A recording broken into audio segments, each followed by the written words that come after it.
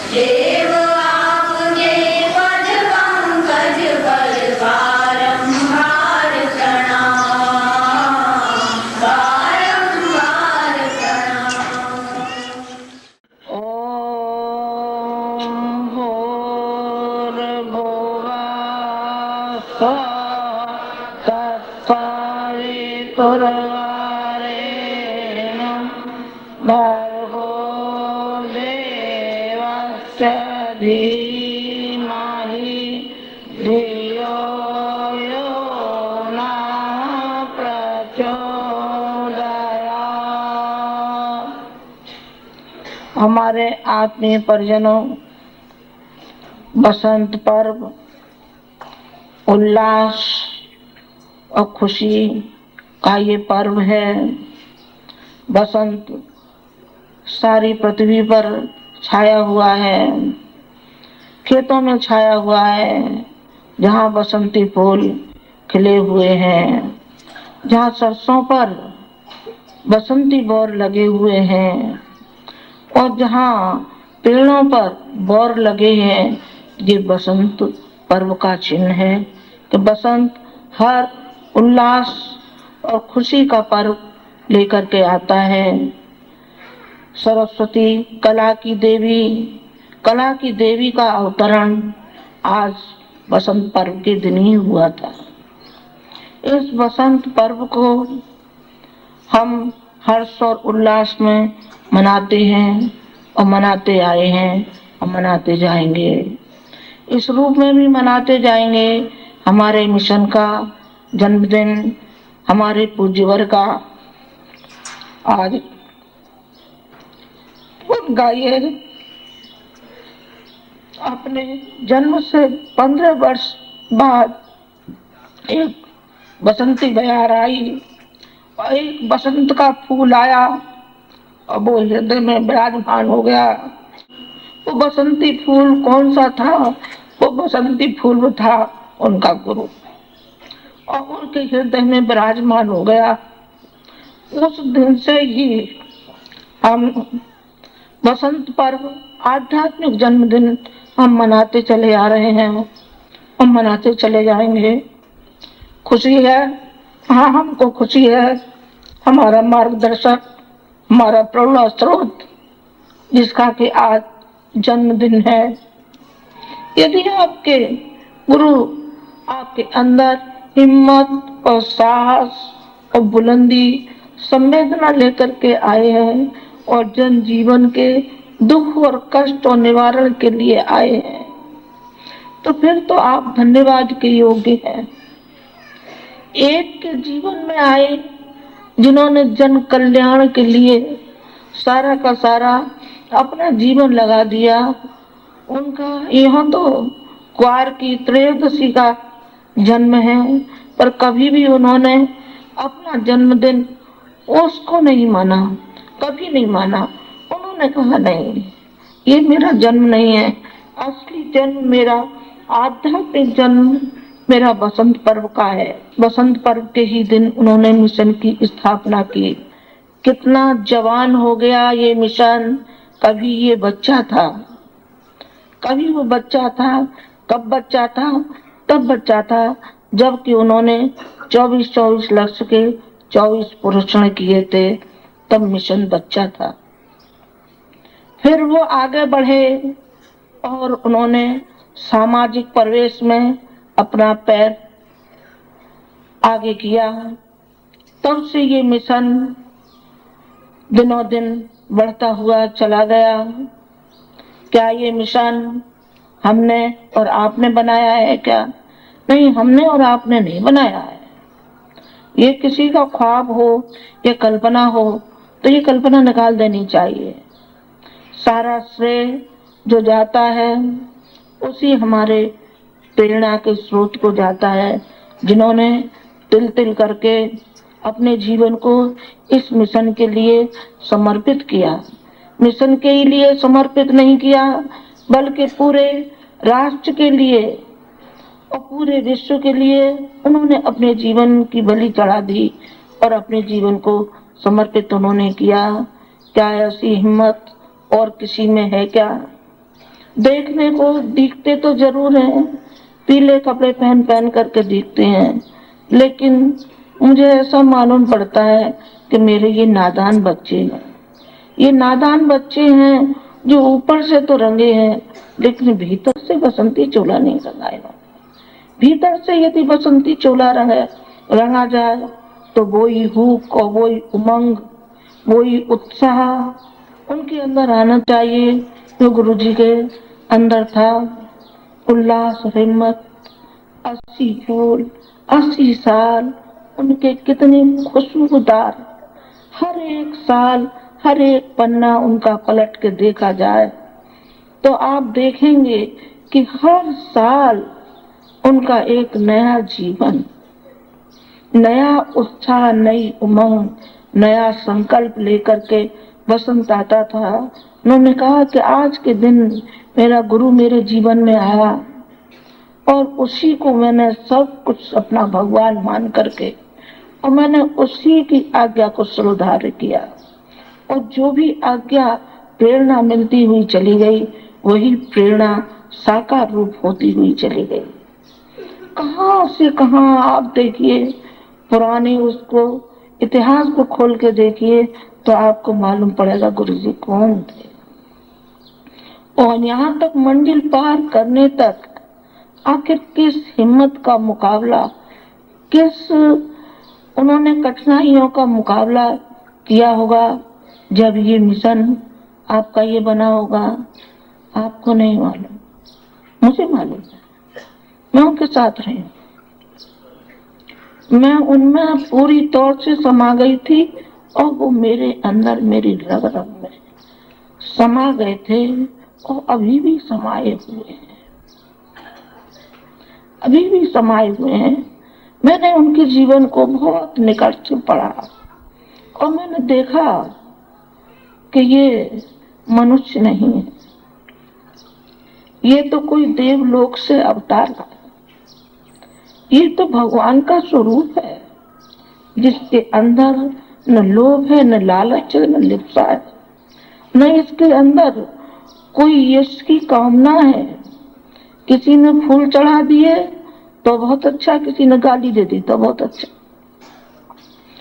उनको कोई अपने अंदर न यश की कामना होती थी और न किसी की कोई बुराई करता है तो किसी के लिए बुरा चिंतन नहीं होता था, कभी भी नहीं होता था उनका। ये मिशन उनके खून और पसीने का बना हुआ है। इस मिशन में उनके खून की एक एक बूंद, उनके पसीने की एक एक बूंद इस मिशन में समाई हुई है। अब आप लोगों का उत्तरदायित्व है कि इस मिशन को सींचने का। हम कब तक बैठे रहेंगे? नहीं बेटे, ज्यादा दिन हमारे भी नहीं होंगे। जहां तक मैं समझती आगे तो भगवान मालिक है, और हम कब तक बैठे रहेंगे और कब तक आप हमारे कंधों पर खेलते रहेंगे? आप कंधों से नीचे उतरिए और आप हमको अब कंधा दीजिए। बूढ़े माँ बाप हो जाते हैं तो संतान उनको कंधा देती है। आप हमारी संतान हैं, आप हमारी बेटियां हैं, आप हमारे बेटे हैं। तो अब तो हमारी बारी है कि हम आपके कंधे का सहारा लें। और हमारी उम्र और आपकी उम्र ये नहीं है कि हम आपको झुंझुना पकड़ा दें और आप झुंझुना को ही सब कुछ समझने लगे, आप गुब्बारे को ही सब कुछ समझने लगे कि गुब्बारा छोटे बच्चे को दे दिया जाता है और छोटा बच्चा उसी में मग्न रहने लगता है। आपको माला थमा दी, आपने माला को ही सब कुछ समझ लिया। ऐसा नहीं, अपने जीवन का परिशोधन भी कीजिए। जो आपको किस रास्ते पर जाना है उस रास्ते को भी आप चुनिए। माला के साथ साथ अपने जीवन की धुलाई कीजिए, अपने अंतरंग की धुलाई कीजिए, जिसमें तो चेतन अचेतन में न मालूम कितने कितने दोष और दुर्गुण भरे हुए हैं। इन दोष और दुर्गुणों को हम निकालते हुए चले जाएं, ये आपको सोचना है, आपको समझना है। और आपको ये भी समझना है कि हमारा पिता, हमारा गुरु जो उत्तरदायित्व तो हमारे कंधे पर सौंप करके गए हैं, उनको हम भली प्रकार से इसको निभाते हुए चले जाएं। लेकिन हाय रे दुर्भाग्य, उस जड़ता को क्या कहा जाए कि जो अपनी ही लिप्सा, अपना ही मोह, अपने में ही मग्न रहता है, माँ मोह के चक्कर में ऐसा पड़ा है कि उसे न मिशन दिखाई पड़ता है और न ही राष्ट्र दिखाई पड़ता है, न समाज दिखाई पड़ता है, उसे कुछ दिखाई नहीं पड़ता है। हृणाक्ष की तरीके से उसे सिवाय सोने सोने के अलावा और कुछ दिखाई नहीं पड़ रहा है, सिवाय अपने बीवी बच्चे कमाई, इसके अलावा उसको दूरगामी परिणामों पर कोई विचार, कोई चिंतन उसका आता नहीं है। व्यक्तियों में उत्साह आवे, उमंग आवे, कुछ कर गुजरने के उनके अंदर हिम्मत आवे, कुछ समाज सेवा के लिए कदम उठाए, कुछ राष्ट्र के लिए कदम उठाए। इसके लिए शक्तिपीठें बनाई गई थी, उसका निर्वाह नहीं हो रहा है। चलिए अभी तक निर्वाह नहीं हुआ तो अब निर्वाह उसका होना चाहिए। यदि इसका निर्वाह नहीं हुआ तो हम शक्तिपीठों को अपने हाथ में ले लेंगे और सबको बर्खास्त कर देंगे। जितने जो बैठे हैं इसमें ट्रस्टी और मैनेजर ट्रस्टी सबको एक तरफ उठा के बैठा देंगे। चलो हटो, तुम्हारा कोई काम नहीं। क्यों? इसलिए नहीं कि तुम ध्यान नहीं देते हो, तुम आते नहीं हो। झाड़ू पोछा भी दूसरा लगाता है, आरती भी दूसरा करता है, यज्ञ भी दूसरा करता है। तो बाबा तुम क्या करते हो? 5-4 जने हो, तुम किस मतलब की दवा? तुम तो खाली अपने व्यापार में, अपनी नौकरी में लगे हुए हो। दूसरा ही करेगा तो दूसरा ही तुम्हारे हिस्से के खा लेगा। तुम भोजन क्यों करते हो? दूसरा भोजन कर लेगा ना तुम्हारे हिस्से का, क्योंकि दूसरा तुम्हारे हिस्से का काम कर रहा है। नहीं, ऐसा नहीं होना चाहिए। आपको अपने कर्तव्य के प्रति ध्यान है। जो शक्तिपीठें बनाई हैं, गुरु जी ने किस उम्मीद से बनाई थी, वो उम्मीदों को क्या आप पानी फेर देंगे? हम पानी नहीं फेरने देंगे। आप ये मत समझना एक शरीर से जुदा हो गए हैं, लेकिन एक शरीर उनका एक रूप बैठा है। अभी एक रूप बैठा है, मैं तहस नहस नहीं होने दूंगी, बिल्कुल नहीं होने दूंगी। ये मेरा दृढ़ संकल्प है। ये गुस्सा आता है, ये कमा कमा के तुम अपने बेटों को और उनको रखे जा रहे हो, तुम्हारे किस काम आएगा? जी बताओ। भगवान तुम्हारा बेटा हो क्या? बेटे के लिए सब कुछ है। तो ये बेटा ही तुम्हें मान ले जाएगा वैकुंठ को। तुम्हारी करनी जैसी होगी वैसा ही आप भरेंगे, ये देख लेना। वही आपको भरनी होगी, जैसा करेंगे वैसा भरेंगे। अच्छा करेंगे अच्छा आप पाएंगे, अच्छा बोएंगे तो अच्छा काटेंगे। भगवान की खेती है और भगवान की खेती में हम ज्वार बोएंगे ज्वार पाएंगे, गेहूं बोएंगे गेहूं पाएंगे, मक्का बोएंगे मक्का पाएंगे, बाजरा बोएंगे हम बाजरा पाएंगे। ये तो खेती है, खेती में जैसा हम बोएंगे वैसा काटेंगे। और भगवान की खेती, भगवान की खेती में तो रोज बो और रोज काटो, उसे तो रोज काटो, तब भी वो झोली खाली नहीं होती है। आपने भगवान के स्वाद को चखा कमाए, आपने गुरु तो एक हाड़ मास के गुरु का समझ लिया और पांव छू लिया और बस दीक्षा ले ली, बस हो गए धन्य। अरे इससे नहीं होता कुछ भी। हम आपके पिता भी हैं, माता भी हैं, चाहे रिश्ते में न हो, लेकिन जब आपने हमको माना है तो हम आपको अपना मानेंगे, अपना मानेंगे। फिर ये समय जो आ रहा है, बड़ा ख़राब समय आ रहा है। प्रकृति नाराज़ हो गई है। यहाँ कभी सूखा पड़ रही है, कहीं वर्षा हो रही है, कहीं तूफान आ रहे हैं, कहीं ज्वालामुखी फट रहे हैं, कहीं विद्रोह हो रहे हैं, कहीं मारकाट मच रही है, कहीं छलेबाजी हो रही है। जो कुछ भी हो रहा है आप देख रहे हैं ना, देख रहे हैं। इसमें से हमको अपने बच्चों की देखभाल करनी है। गृहस्थों के जो बच्चे होते हैं, माँ और बाप दोनों ही इस बात का ध्यान रखते हैं कि हमारा बच्चा बीमार तो नहीं है, हमारा बच्चा भूखा तो नहीं है, हमारा बच्चा स्कूल जा रहा है, इसके लिए फ़ीस में कमी तो नहीं है, हमारा बच्चा बीमार हो गया है, इसके दवा दारू का इंतजाम है कि नहीं, हमारे बच्चे की ब्याह शादी हुई है कि नहीं, और हमारा बच्चा काम धंधे से लगा है कि नहीं। माता पिता को ज़िंदगी के आखिर तक ध्यान बना रहता है, आप हमारे बच्चे हैं। ये तो हम नहीं कह सकते कि हम भगवान हैं, पर हम ये ज़रूर कह सकते हैं कि हमारे पास पुण्य की संपत्ति जमा है। और पुण्य की संपत्ति क्या, फिर एक ऐसी घटना सुना दूँ आपको।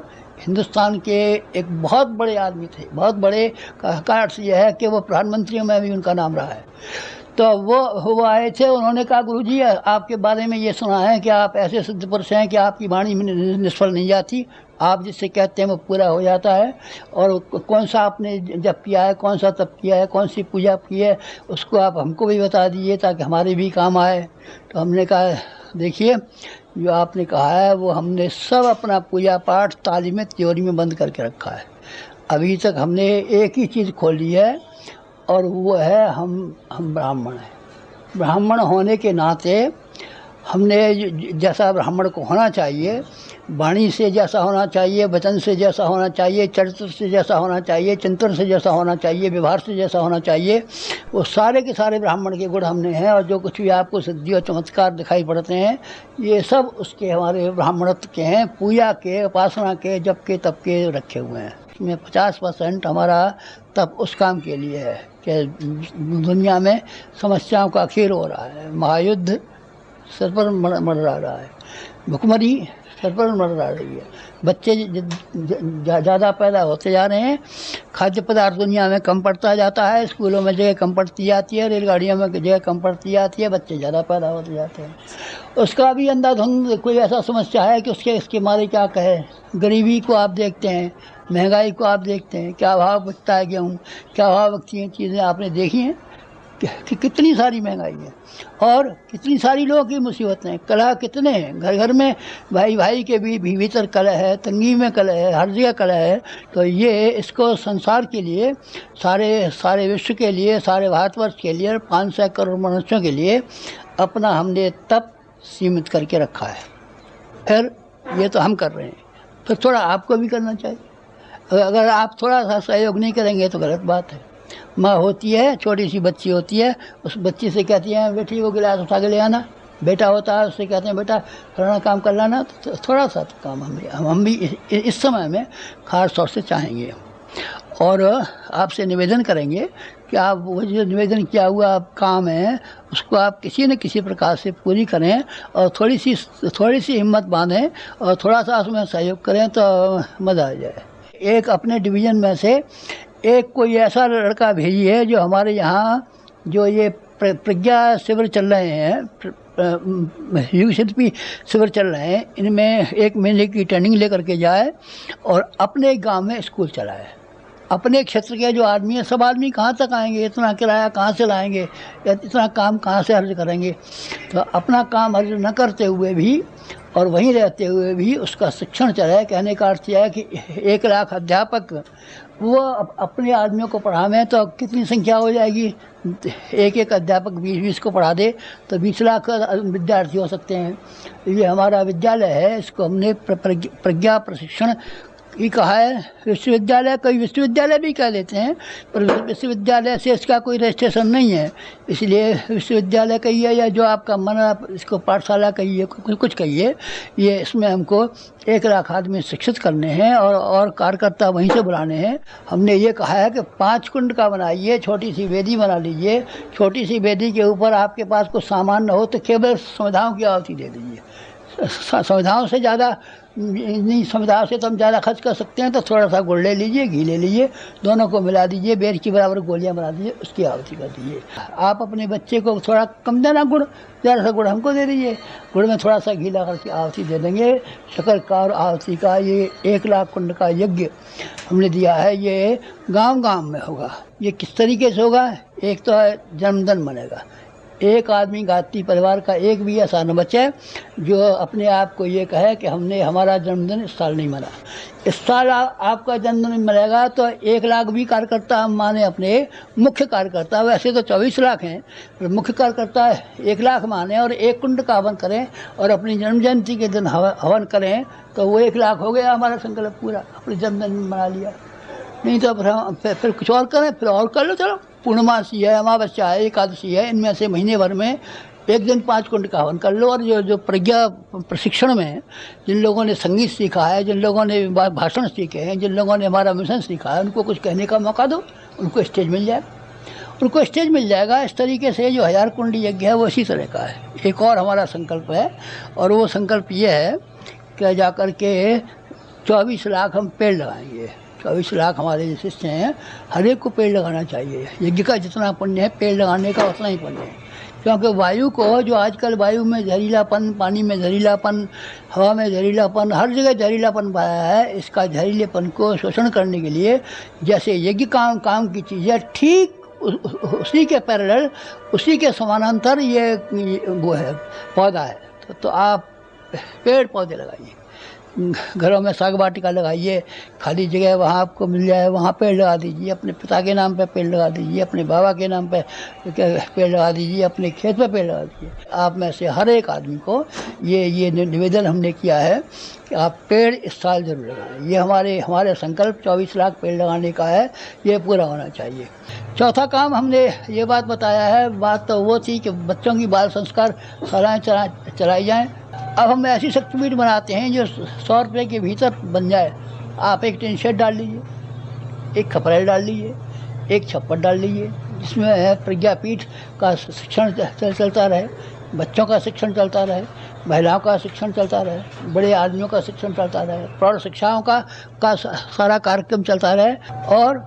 और जाकर के कहीं किसी भले आदमी के पास ज़्यादा काम हो तो कहना भाई साहब 2 घंटे 3 घंटे को हमको दे दीजिए, और बाकी आप अपने काम में लाइए, आप सोइए बेचिए, और 2 घंटे में अपना फर्नीचर उठा लीजिए और 2 घंटे हमें काम कर लेने दीजिए। इस तरीके से भी शक्तिपीठ बन सकती है, मांगे हुए की शक्तिपीठ बन सकती है, किराए की भी शक्तिपीठ बन सकती है, छप्पर डाल के भी शक्तिपीठ बन सकती है, किसी तरह से बन सकती है। पर हम ये चाहते हैं कि अब 1 लाख शक्तिपीठें बननी चाहिए।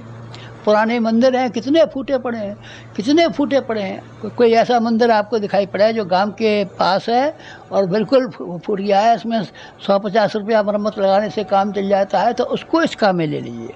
व्यायामशालाएँ बनाइए, हर गांव में व्यायामशालाएँ बननी चाहिए।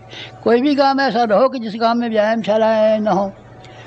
व्यायामशालाओं के लिए गवर्नमेंट के भी बहुत से काम चलते हैं, ओलंपिक खेल होते हैं, अंतर्राष्ट्रीय खेल होते हैं, बड़े बड़े स्टेडियम बने हुए हैं, बड़े बड़े विभाग बने हुए हैं, करोड़ों रुपया उनके लिए बजट बनता है। लेकिन छोटे छोटे गाँवों को कौन पूछता है, मर गए कि जिंदा है। लेकिन ये आपको अपनी व्यायामशाला अपने गांव में ज़रूर बनानी चाहिए। हमें आपसे उम्मीद है आपको जो बातें बताई हैं काम करने की, अपना हम काम कर रहे हैं, आप हमारा काम कीजिए तो हमारे यहाँ कुटुंबी है। आज तुम जान लो कि इस मिशन के लिए आप उसी तरीके से चलेंगे जिस तरीके से आपका गुरु। इस मिशन के लिए उन्होंने तिल अपने को गला दिया और अपने को समाप्त कर दिया। इसके लिए आपको समाप्ति के लिए तो नहीं कहा जा रहा है, लेकिन आपको मिशन के लिए कहा जा रहा है कि आप इस मिशन को दिनों दिन बढ़ाते हुए चले जाएंगे, कदम से कदम मिलाते हुए चले जाएंगे। आप बहनों को भी ऊंचा उठाएंगे। आप स्वयं ही जितने हैं उतने नहीं रहेंगे, बल्कि आप ऊंचे उठते हुए आपका मनोबल, आप आगे आगे की पंक्ति में चलेंगे।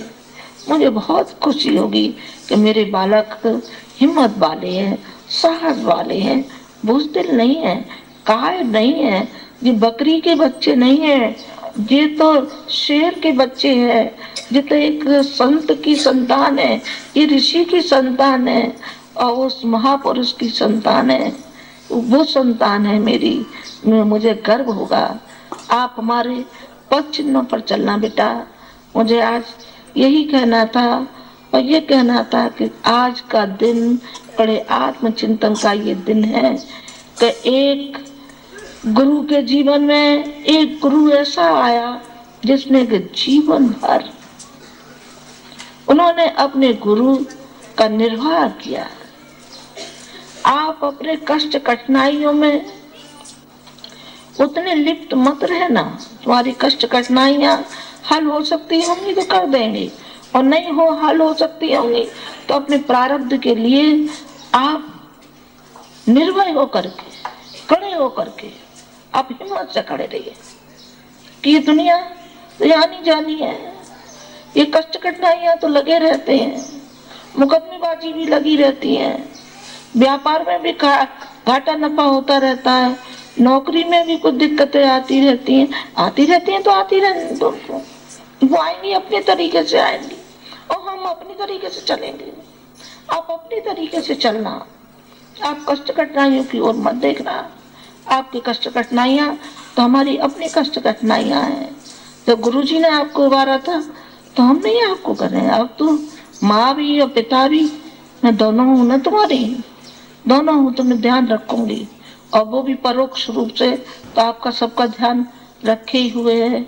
मुझे आज के दिन आपसे यही उम्मीद करनी थी कि आप जिस तरीके से बसंत सारे में लहलाता हुआ चला जाता है, आपकी नस नाड़ियों में, आपके हृदय में भी ये बसंत बयार ऐसी आनी चाहिए जिस तरीके से बसंती फूल खिलते हुए चले जाते हैं और सारे में बसंती बसंत हो जाता है। आपके हृदय में भी भगवान करे ऐसा ही बसंत आता हुआ चला जाए, मुस्कुराते हुए, हंसते हंसाते हुए और अपने कार्य के लिए शपथ लेते हुए, मिशन के लिए संकल्प लेते हुए आप जाएं।